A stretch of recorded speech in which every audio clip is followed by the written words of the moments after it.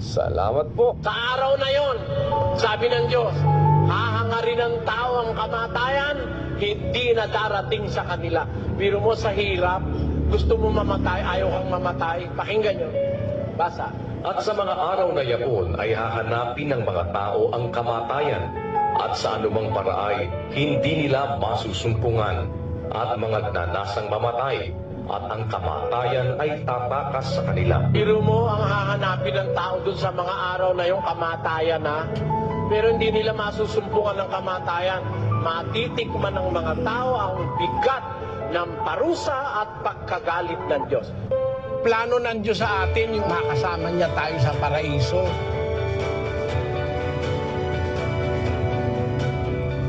Iibigin mo ang Panginoon mong Diyos. 22:37, kapatid na Daniel. At sinabi sa kanya, iibigin mo ang Panginoon mong Diyos ng buong puso mo at ng buong kaluluwa mo at ng buong pag-iisip mo. Ito ang dakila at pangunang utos. Pinakadakilang utos yung pag-ibig sa Diyos. Kaya sabi ni Pablo, kahit meron na ako ng lahat ng pananampalataya, kung wala naman akong pag-ibig, wala akong kabuluhan.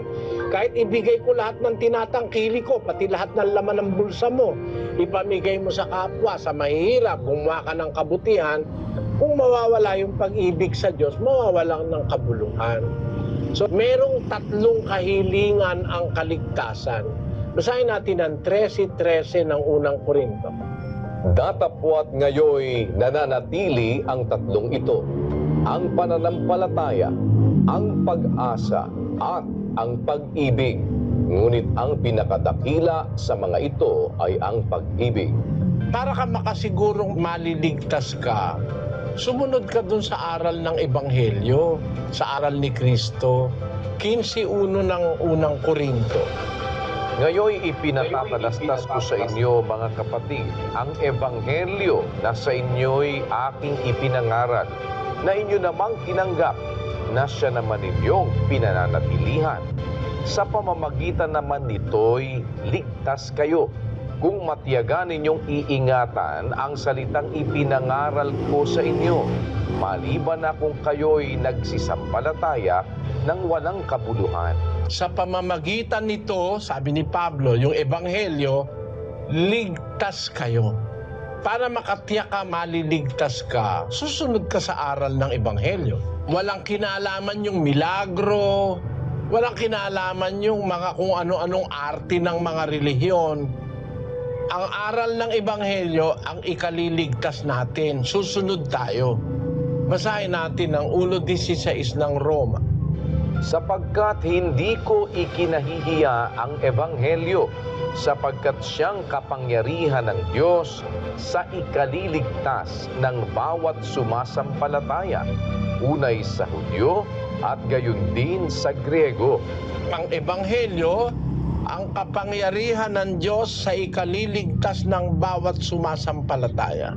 Yun ang inirekomenda ni Kristo nung nangangaral siya para maligtas ang tao, 1:14-15 ng Marcos. Pagkatapos nga madakip si Juan, ay napasa Galilea si Jesus, na ipinangangaral ang ebanghelyo ng Diyos, at sinasabi, naganap na ang panahon at malapit na ang kaharian ng Diyos. Kayo'y mangagsisi at magsisampalataya sa ebanghelyo.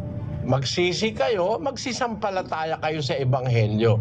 Kaya mula kay Kristo hanggang sa mga apostol, ang itinuturo nila na ikaliligtas natin yung aral ng Ebanghelyo.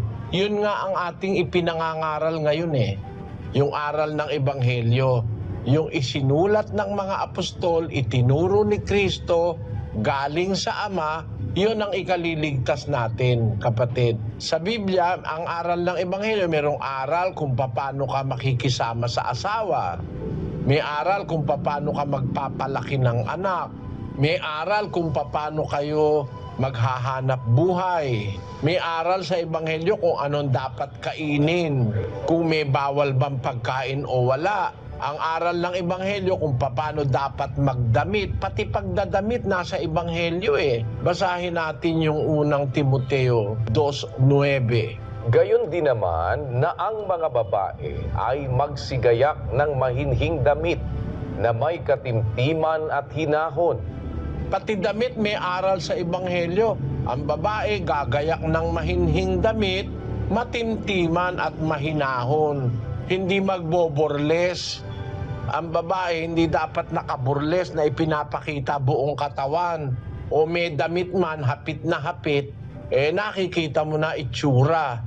Parang wala rin damit kasi kitang-kita mo.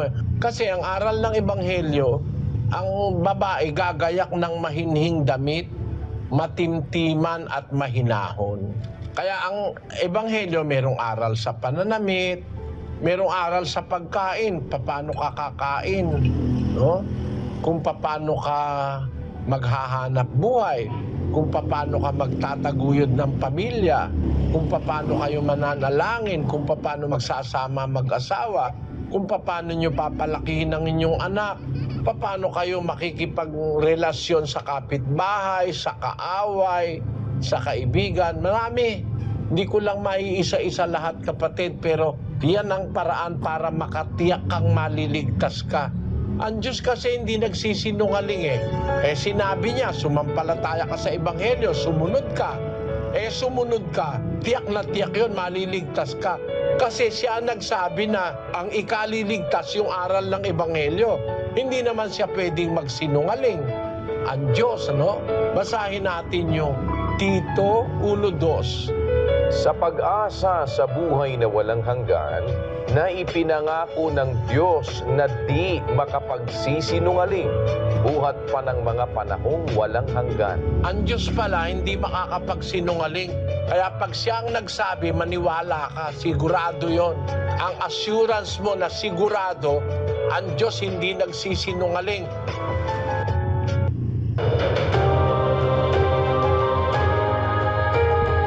Ang pananampalataya nanggagaling sa pakikinig.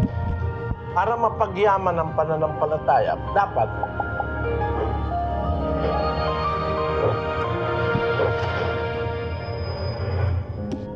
yung pananampalataya, paano mapagyayaman.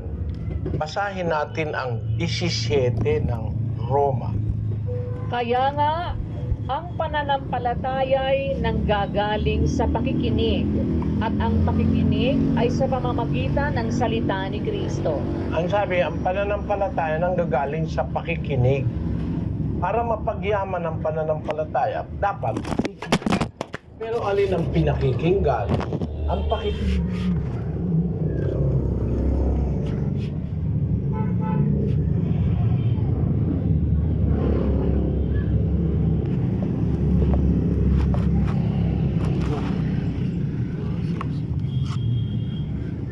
Para yumaman ka sa pananampalataya, kailangan nakakapakinig ka. Pero ang problema ng mundo ngayon, wala nang panahon pakikinig ng aral ng Diyos. Bakit? Okupado na tayo sa napakaraming bagay. Pero kung gusto mong makinig, yumaman ang pananampalataya, makinig ka, kapatid, ng makinig ng salita ng Diyos. Kaya lang, mag-iingat kayo sa papakinggan nyo kasi marami kang pwedeng pakinggan, di naman salita ng Diyos ang sinasabi. Para yumaman ang pananampalataya mo, makinig ka sa salita ng Diyos. Ang pananampalataya nanggagaling sa pakikinig ng salita ng Diyos. At para ang pamilya natin ay mapagyaman din ang pananampalataya, katrabaho, lahat ng kakilala, mag-imbita tayo na makinig tayo ng salita ng Diyos. Kung gusto nyo, makinig kayo sa ating Bible exposition, kung saan yung tanong ng mga tao, binabasa ko ang sagot sa Biblia. Hindi ko sinasagot sa isip ko na sarili kong sagot, kundi yung nasa Biblia, babasahin ko. Kagaya niyan tanong na yan, paano yayaman sa pananampalataya? Huwag kang magsasawang makikinig ng salita ni Kristo. Kung wala kang ginagawa, kapatid, halimbawa yung panahon ng rest, open mo lang yun, magbasa ka ng Bible, yayaman ang pananampalataya mo. Pero siyempre, mas mabuti pa rin yung nakakapakinig. Meron tayong account sa Facebook, meron tayong account sa YouTube, ang dating daan, pwede kayong makinig ng salita ng Diyos. At ako, ang aking pangako sa mga tao, hindi ako nagtuturo nung galing sa aking sarili. Kasi pag nagtuturo ka ng galing sa sarili mo, hindi ka tiwa-tiwala yun kasi ang maraming tao sinungaling eh. Pero pag ang binabasa mo, yun ang matatandaan mo, yayaman ang kaisipan mo, ang puso mo sa pananampalataya sa Diyos. Kasi yung mababasa mo mismo, salita ng Diyos yun, hindi salita ng tao. Yun po ang paraan para yumaman ng tao sa pananampalataya. I was 17 years old din nang mag-umpisa akong mag-aral ng Biblia.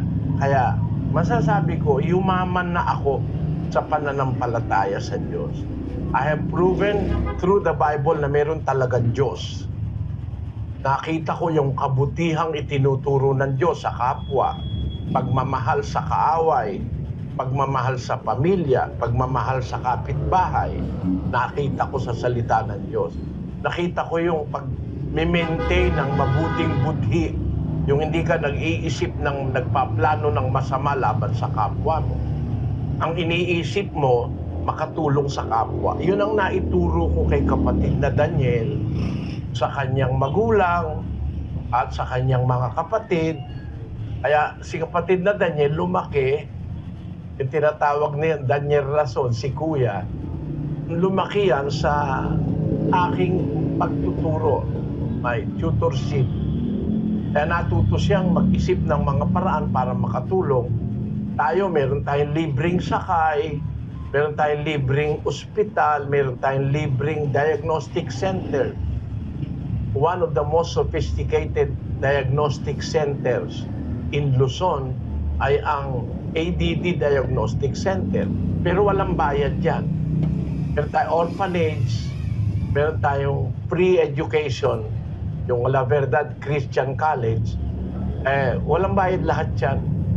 At yung kinikita ni kapatid na Daniel as a broadcaster at endorser ng mga produkto, yun, hindi niya sinusolo yun mga kapatid. Binibigay niya yun sa tawang gawa ng Church of God.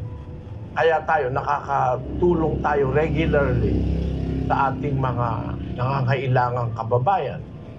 At of course, ganun din ang naituro ko sa mga kaanib sa Church of God. That's why we have learned to impart a part of us, to give a part of us para sa kapwa, kahit hindi namin karelihiyon. Kasi yun ang kayamanan sa pananampalataya, kapatid. Yung natuto kang sumampalataya sa Diyos, tapos ginawa mo yung natutunan mo. You put it into action. Yun ang pagyaman sa pananampalataya. Makikinig ka ng salita, tapos yung natutunan mo, gagawin mo. You will put that into practice.